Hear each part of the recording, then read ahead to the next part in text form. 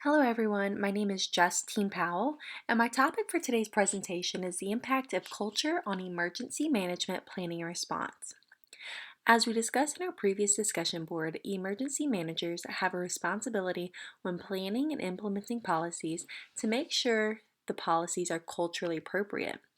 As such, emergency managers must be culturally competent.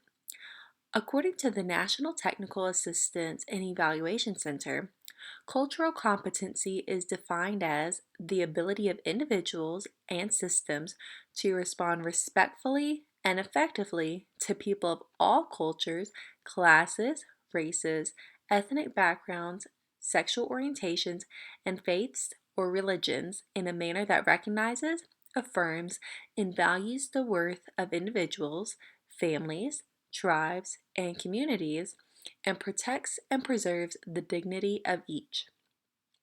In addition to cultural competency being important in the development of policies, it is as equally important when preparing for disasters and warning the public.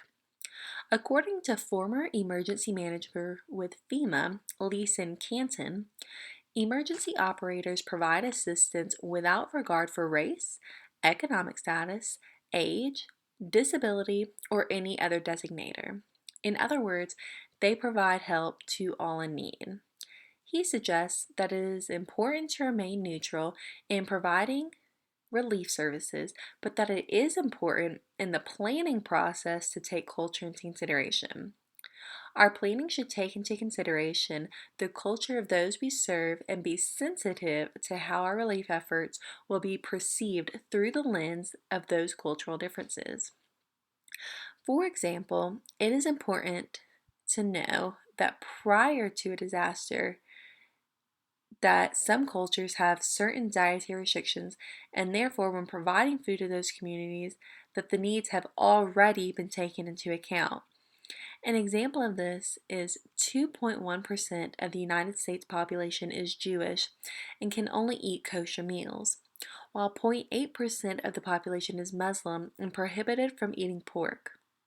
From Mr. Canton's view, while preparing for disaster, emergency managers should know that Muslims do not eat pork and have an alternative option.